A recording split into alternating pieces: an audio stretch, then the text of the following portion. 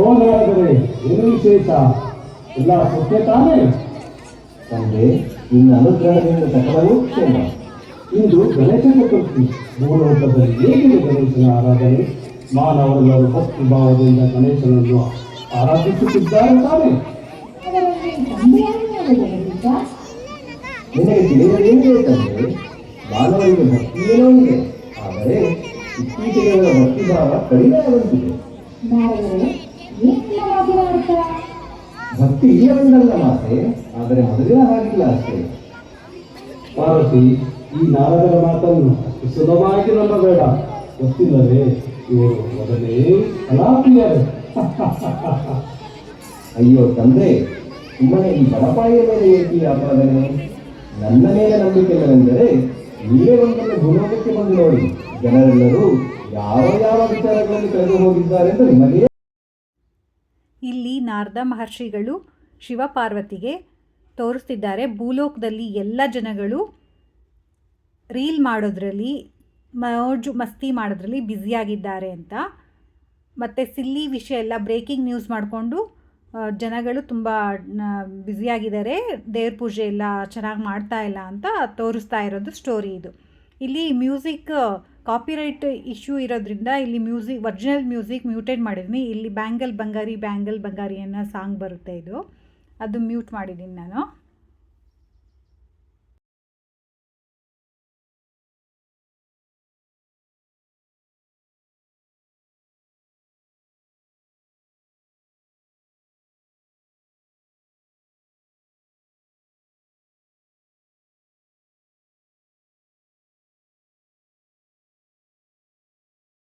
Next girls ಎಲ್ಲ ಒಂದು reel ಮಾಡ್ತಾ ಇರೋದು. ಮಲ್ಲಿಗೆ ಸಂಪಿಗೆ ಹಾವಾಡು, ಅದಕ್ಕೂ ಕೂಡ ಕಾಪಿರೈಟ್ ಇಶ್ಯೂಸ್ ಇರೋದ್ರಿಂದ. ಕೇಳಿಸ್ತಿದ್ಯಾ? ಇನ್ನು ಜೋರಾಗಿ ಮಾತಾಡ್ಬೇಕಾ? ಹಲೋ ಗೌತಮ್, ಇವತ್ತು ನಾನು ಒಂದು ಜಾಗದಲ್ಲಿದ್ದೀನಿ, ಆ ಸ್ಥಳೀಯರ ಜೊತೆ ಮಾತಾಡ್ಬೇಕಂತ ಬಂದಿದ್ದೀನಿ.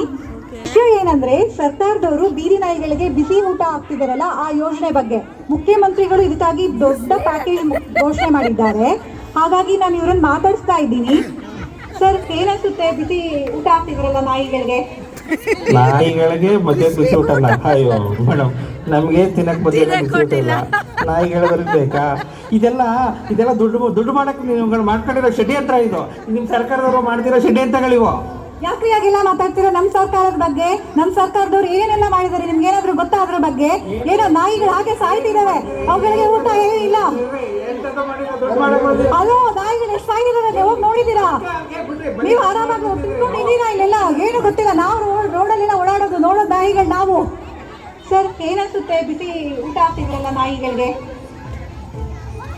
ನಮ್ಮ ಮನ್ಸು ನಮ್ಗೆ ಒಳ್ಳೇದು ಮಾಡೋದು ಅಷ್ಟೇ. ಮರ ನಮ್ಗೆ ಏನಂತೀರ? ತಾಯಿಗೆ ಕೈ ಮುಗಿಸಿ ದೇವ್ರು ಒಳ್ಳೇದು ಮಾಡ್ತಾನೆ ಏನಂತೀರ? ಅಷ್ಟೇ. ನಾರಾಯಣ ನಾರಾಯಣ. ಪರಮಾತ್ಮ ನೋಡಿದೆಯಾ, ನಾನು ಹೇಳಿದ್ದು ಸುಳ್ಳಲ್ಲ ತಾನೇ? ನಾರದರೆ, ಸ್ವಲ್ಪ ಸಮಾಧಾನ. ಮಗು,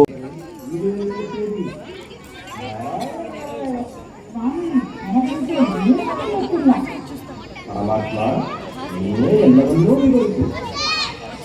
ದೇವಿ, ಈ ಜಗತ್ತಿನಲ್ಲಿ ಒಳ್ಳೆಯದು ಕೆಟ್ಟದ್ದು ಎರಡೂ ಇದೆ. ಅದು ಮೊದಲು ಇತ್ತು, ಈಗಲೂ ಇದೆ, ಮುಂದೆಯೂ ಇರುತ್ತದೆ.